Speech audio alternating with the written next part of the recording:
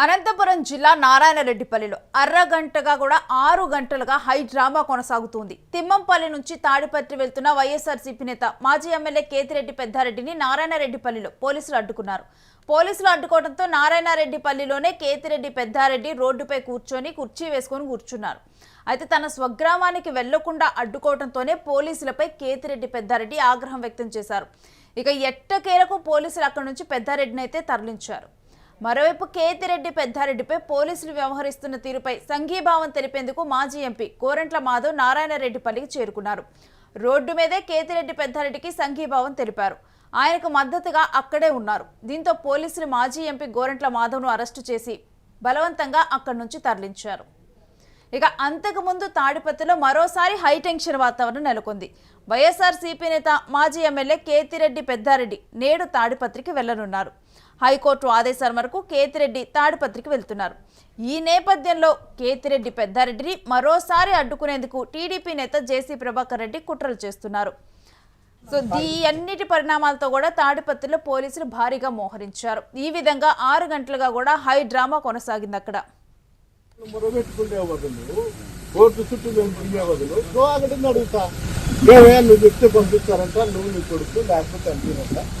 నువ్వేమన్నా రోజు ఏం చేస్తున్నారు? లాండ్ ఆర్డర్ ప్రాబ్లం ఉంటే అదనంగా మేడంలో తీసుకొస్తుంది. కోర్సు కావాలా ఎట్టి పరిస్థితులు 18 తేదీ 10 గంటలకల్లా పొందినప్పుడు లాండ్ ఆర్డర్ ప్రాబ్లం చేసేటప్పుడు పోలీసు అధికారులే కదా చేయించింది.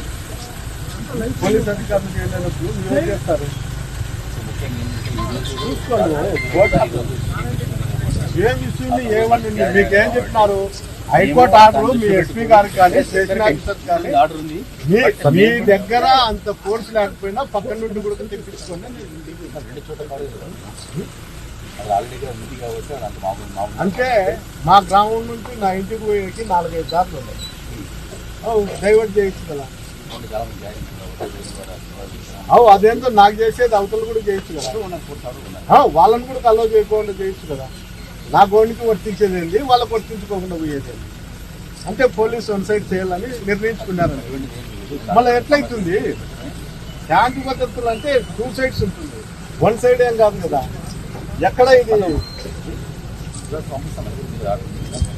ఎప్పుడు అనిపిస్తారు? సిచ్యువేషన్ ఎప్పుడు? సిచ్యువేషన్ అనేది ఎప్పుడు? అది లేదనే వాళ్ళు టైం డేటు 2 ఇచ్చింది. టైం డేటు 2 ఇచ్చింది. ఇంకోటి ఆర్డర్ వచ్చిన తర్వాత అవతల ఉన్న వ్యక్తులకు ఎట్లా పర్మిషన్ ఇస్తారు, ఎట్లా ఇదే డేట్ పెడతారు? లాండ్ ఆర్డర్ మాట్లాడినప్పుడు ఎట్లా పెడతారు? మీకు దీంట్లో అదనపుగా బయట ఉంటే తెచ్చుకోమని ఇచ్చినారు. తెచ్చుకోవచ్చు కదా. అందులో ఎప్పుడు అనిపించేది కూడా మీరు చెప్పలేకున్నారు.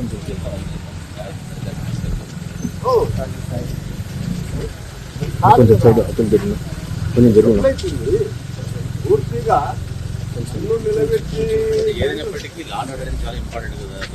అవునయ్యా, అది దానికోసమే మిమ్మల్ని అదనపు కోర్టు తెచ్చుకోమని చెప్పింది.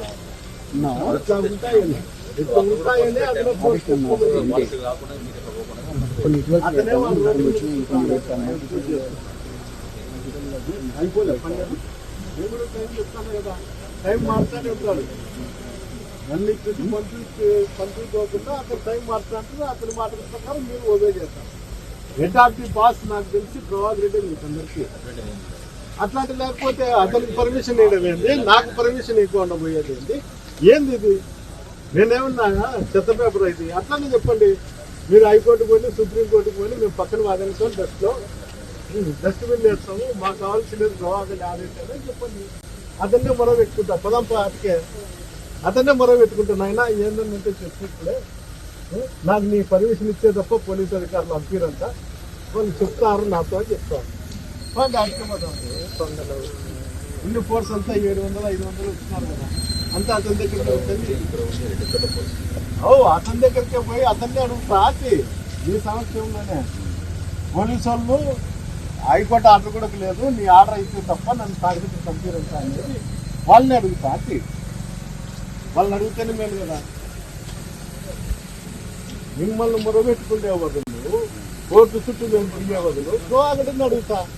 ఏమయ్యా నువ్వు చెప్తే పంపిస్తారంట, నువ్వు నీ కొడుకు లేకపోతే అంతేనంట. నువ్వేమన్నా వీళ్ళకందరికీ జీతాలు ఇస్తాండావా లేకపోతే నువ్వు ఆడ ప్రైవేట్ సైన్యం పెట్టుకుని ఎట్లా నేను అడుగుతా అసలు నేను చెప్తాను ఆటికి పోదాంపా మీ అందరూ ఫుల్ ఆన్నే పెట్టండి పోలీస్ అంతా